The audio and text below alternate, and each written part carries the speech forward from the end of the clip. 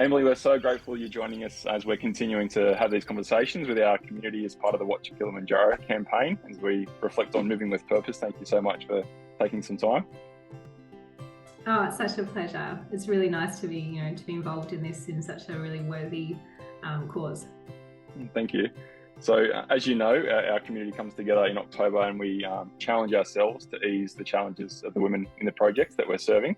And one of the things we've noticed over the years is that people, obviously they're benefiting the women in the project, but they're also really benefiting themselves. And we're getting really curious about why is that? And so is our community. And we thought, who better to unpack some of this with than yourselves? So could you maybe speak to that a little bit about what the connections are between movement and our well-being and that feeling that comes with it?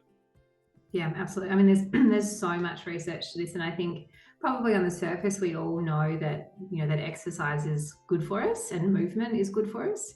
But I think what feels really important about movement in this context in particular is that, well, first of all, it has this benefit of reducing stress hormones.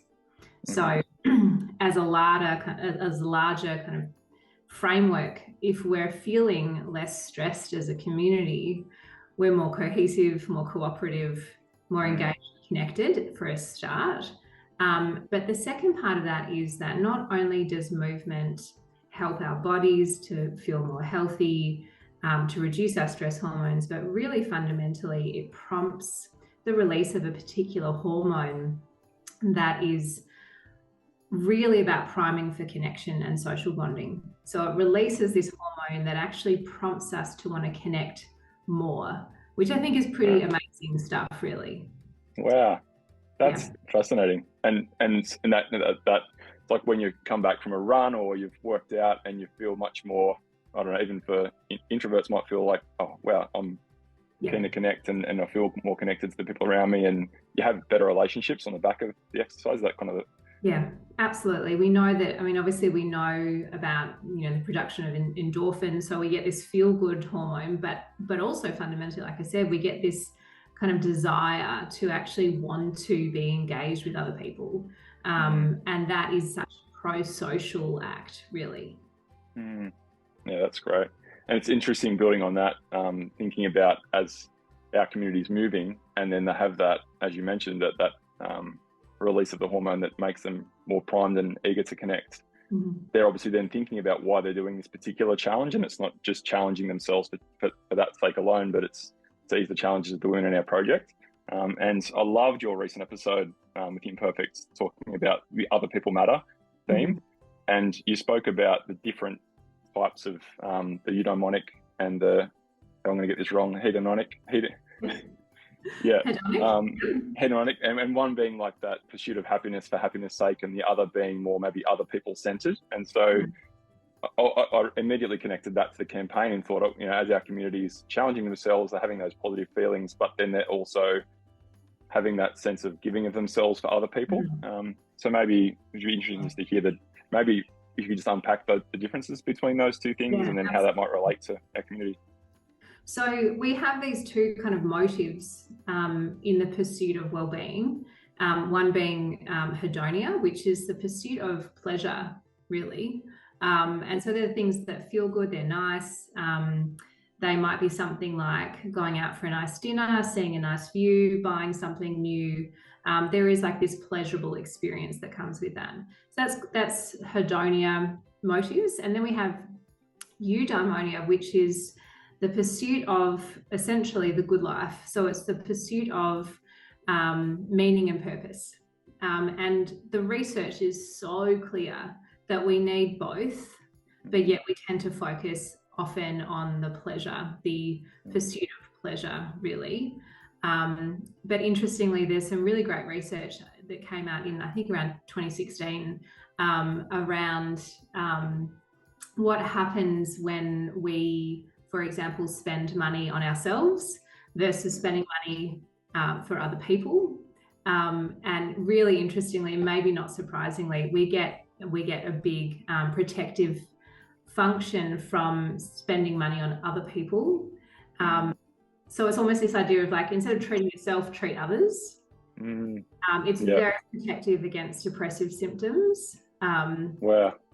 And so, in the context of what Forever Projects is doing is really kind of harnessing, okay, so what's behind my engagement in this project, for example, and that is this connection to values and purpose, and ultimately connection to what makes life worth living, which is connection with other people. Yeah, I love that. Yeah, and it's that their idea, and I love when you were talking about with the guys on the podcast around the different examples around, like if you've got children and the sleepless nights and dirty nappies and trying to feed a child at dinner and it's witching hour, and how it's so counterintuitive that we think those moments would be the most difficult, but they're actually the most rewarding in the longer term. And absolutely. And I was thinking about that then in terms of like that obviously is a very primal connection when you've got it's your own family and or close friends.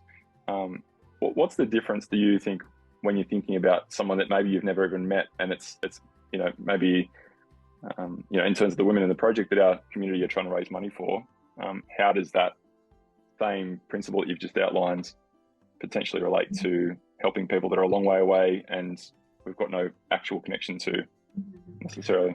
Yeah, I think that's a really good question, and I think really if we can slow down long enough to really connect with, for example, how does giving or contributing or partaking sit in line with my values, and if my values are around, for example, caring for others, that means not only caring for the people in my circle, but caring for the people in the world. And I think what can really accentuate that is when we have a sense of relatedness to other people's experiences. Now, it may on the surface seem like I can't relate to someone in Tanzania, for example. But if we, again, slow things down long enough, we can relate to what it means to care for a child, for example, particularly, I know you've referenced George's experience.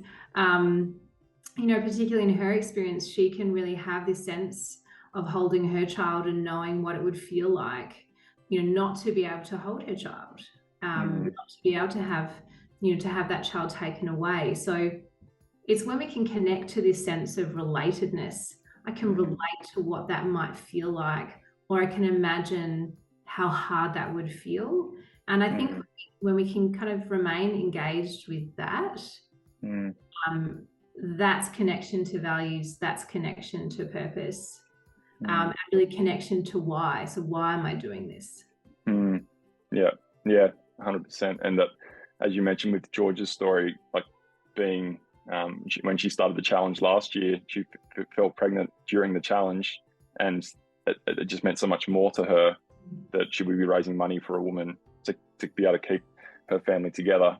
And then throughout that next 12 months to know that the money she'd raised did exactly that.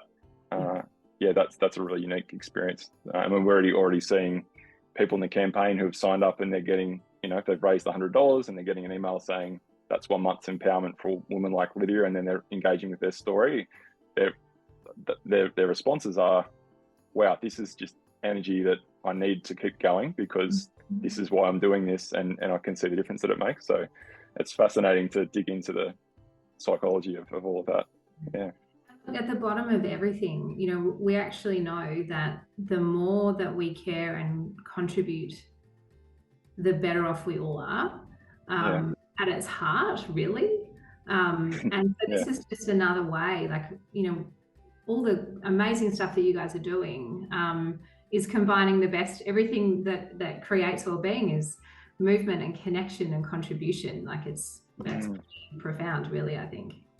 Yeah, well, that's profound. So movement, connection, and contribution, and that opportunity to bring all those three things together. It's, I guess, at the heart of the campaign. You've put it better than we have. Yeah. Well, thank you so much for that. That's really beautiful language for us, I think, as we're thinking through what we're doing this month to really, ease the challenges of the women in Tanzania that we're serving and partnering with. That's such helpful language for us to keep going. So thank you so much.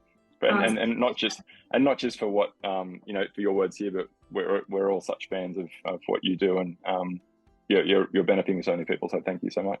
Oh, thank you so much. And yeah, I just wish you guys all the best. I think you're doing such an amazing, really important, life-changing thing.